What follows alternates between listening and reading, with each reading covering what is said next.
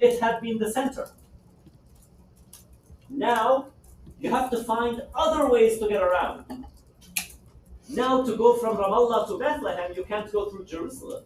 You have to go around like almost to Jericho to make it to Bethlehem.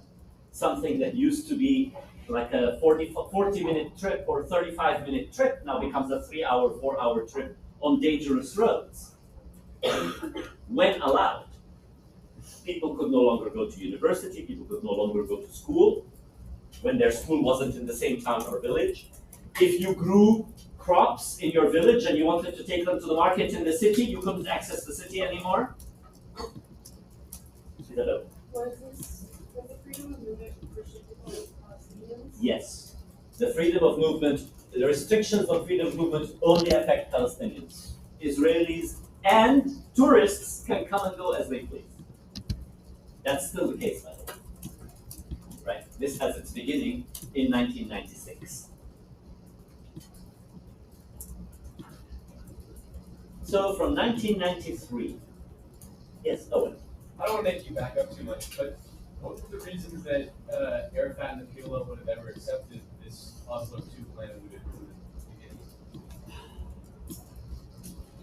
The PLO was at the weakest point in its entire history.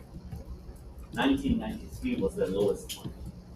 Remember, they were in Tunis, they had no access to Palestine, and the money had dried up after their miscalculation around the Gulf War and around the Iraqi occupation of Kuwait. They had no money, they had no access to Palestine, they were losing credibility, and when you see the performance of Haidar al-Shafi in Madrid and the Palestinian leadership emerging out of the West Bank and Gaza, that's also a threatening leadership because they're actually credible. So the PLO was actually trying to make itself relevant.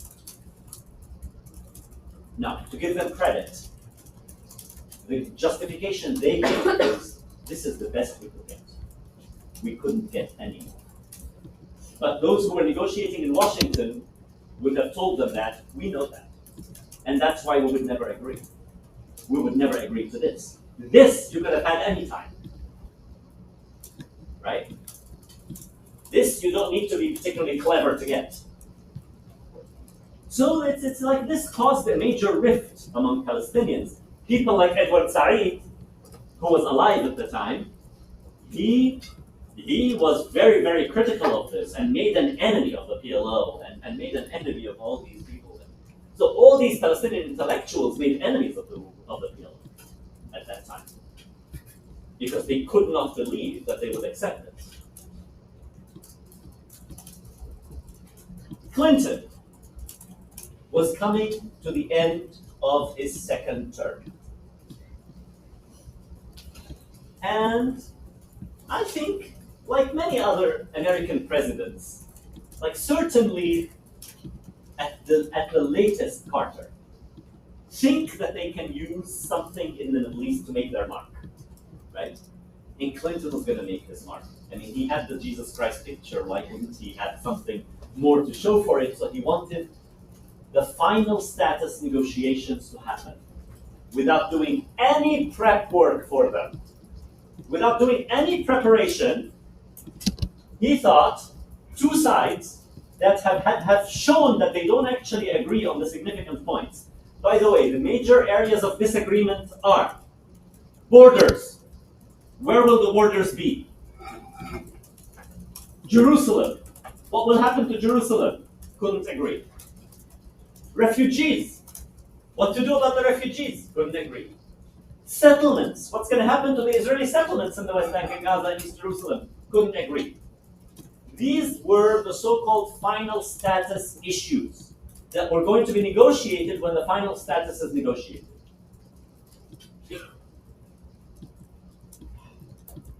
Eventually, a Labour government comes to power in 1999 in Israel. The Labour is back in power, this time under Ehud Barak, and he indicates that he's willing to go ahead with maybe proceeding with this Oslo process, perhaps bringing it further a few steps and not making this permanent. Bill Clinton is very much taken by Ehud Barak. He believes him, he trusts him, he likes him, and has never trusted like Arafat, right? He invites them to Camp David, and he says, within 14 days, I'd like you to work out all the issues that you haven't been able to work out for years. Right? Because if you just put people in the same room with Bill Clinton's charm, magic happens. Well, magic did not happen. Right? What is true is that Ehud Barak offered way more than this. Right? But he still didn't offer the minimum that Palestinians were asking for. And the Palestinians' stance never changed. From the Palestinian point of view,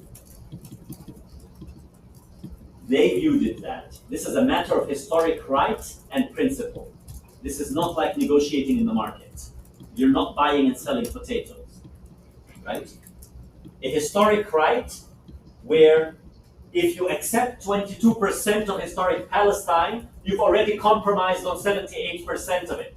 They're not going to negotiate over the 22%. They will negotiate over the manner in which the transition will take place.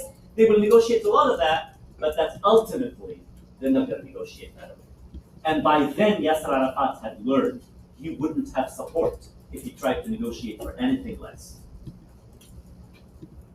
The Israelis kept saying, well, what if you do this but without that, right? What if instead of Jerusalem you get the village of Abu Dis, and you can call it Jerusalem if you want. They literally offered that.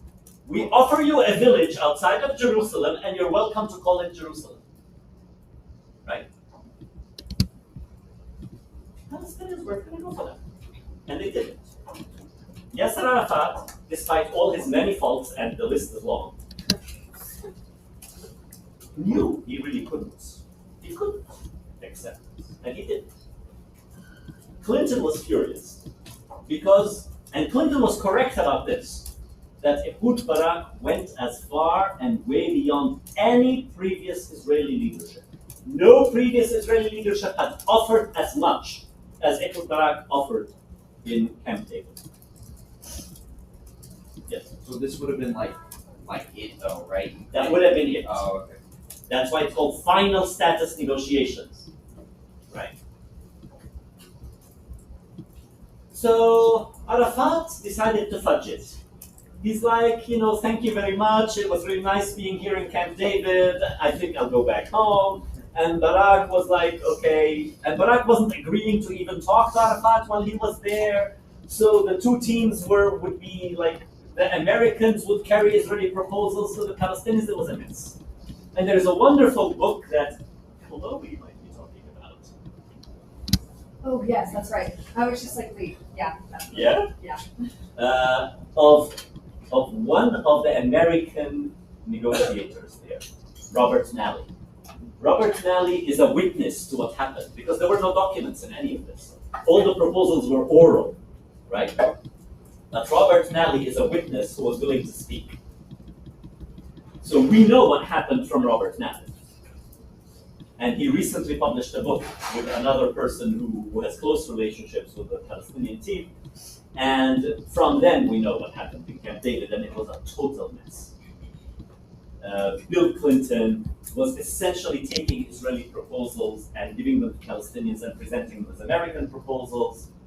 At the end, Bill Clinton also promised, before he invited them into Camp David, that he was never going to blame anybody if the thing doesn't work out. As soon as it failed, he immediately blamed Arafat. Right? I think he had no idea what he did. He was very short-sighted.